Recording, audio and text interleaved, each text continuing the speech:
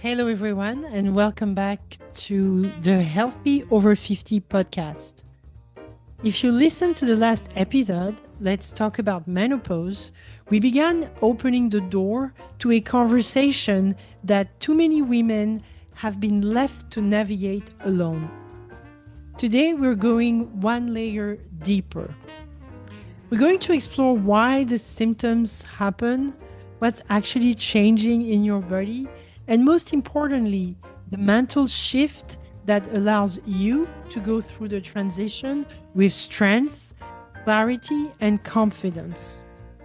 So obviously, menopause is not the end, it's a transition. The word menopause carries a lot of cultural baggage. Some people talk about the change, the end, the mental pose. No wonder so many women feel anxious around it. But biologically speaking, menopause is not a decline. It is your body transitioning into a new, stable phase of life. Your body isn't breaking down, it's recalibrating. Let's look at the 3 stages so the picture becomes clearer. Obviously, we've covered some of it in the previous episode, but just in case you didn't listen to that episode. So obviously, perimenopause is the transition. So this is the phase that, can be more or less begins in your late 30s, early 40s, and lasts for, 4 or 5, up to 10 years. And basically, your ovaries are still producing estrogen, which is the key hormone for women. When we think about men, we think about testosterone. Well, for us women, it's about estrogen. But ovulation becomes less predictable. So when ovulation becomes irregular, progesterone drops, estrogen becomes relatively higher, and this hormonal imbalance is what drives most of your symptoms. So you may experience hot flashes, night sweats, sleep difficulties, mood swings, or even anxiety, brain fog, changes in your body composition, particularly more weight around the middle.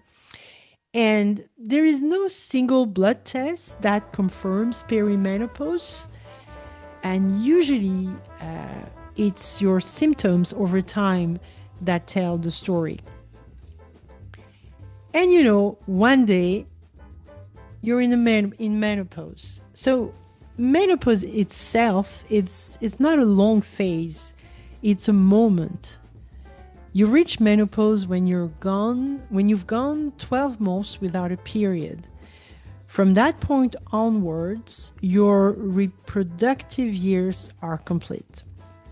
And this tends to happen around the age of 51, give or take several years, and it is completely normal.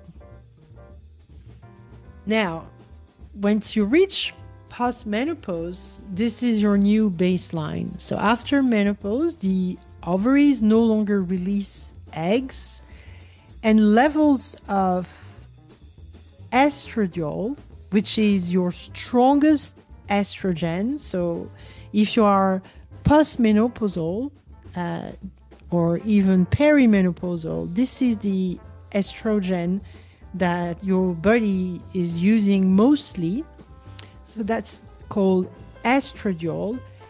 But once you're postmenopause, they actually decrease. So you get a weaker estrogen called estrone, and that becomes your primary form, and it's mostly produced in body fat.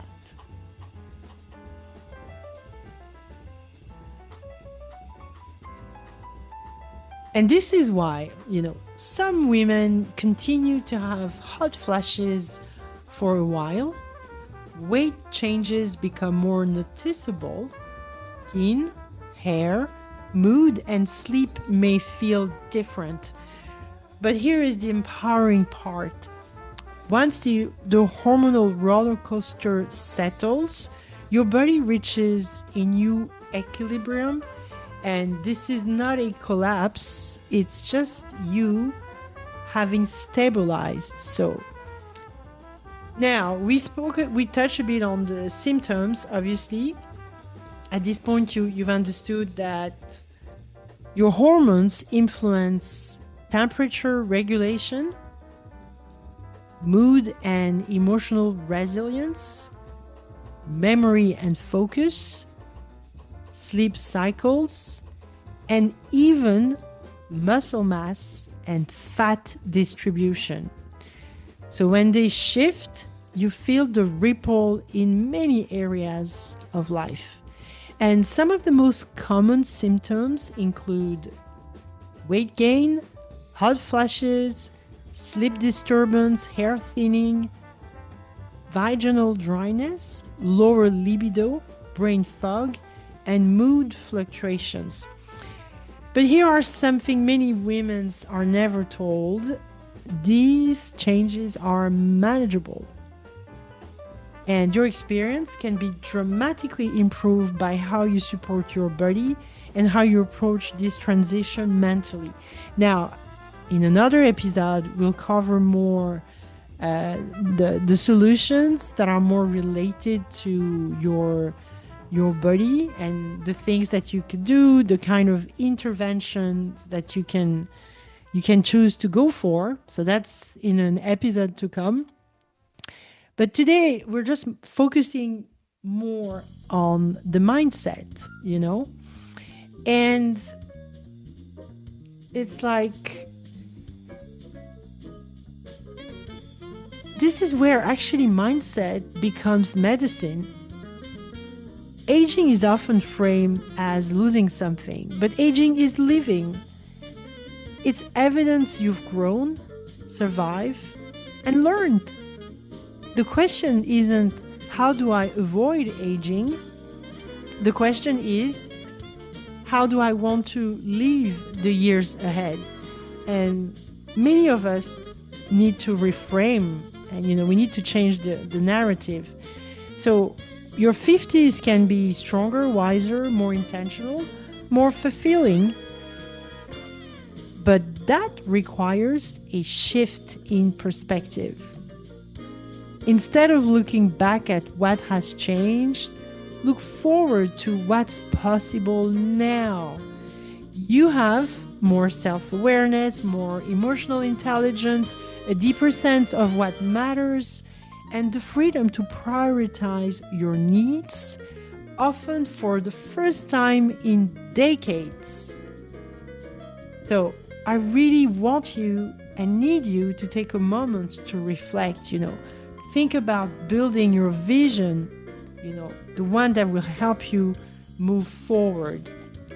And ask yourself, what does vitality look like for you at 70? Do you want to hike? Do you want to travel? Do you want to dance? You want to play with grandchildren? Feel independent, mobile, and clear-minded? Your future health begins with choices you make today. So I just want you to think about, I want to share with you your journal prompts for this week and just answer those 3 questions.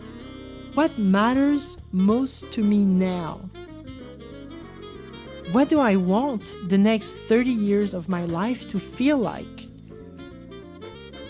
What is one small daily habit I can commit so that, I can align my vision to that habit?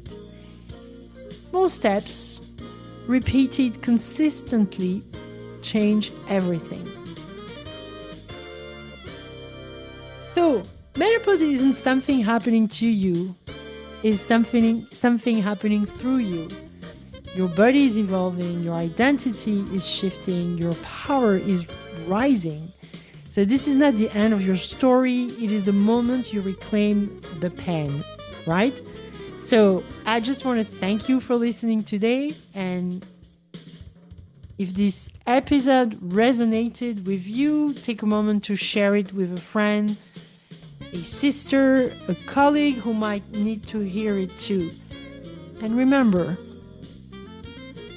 healthy choices today are the foundation for a stronger, vibrant tomorrow. So I'll see you in the next one.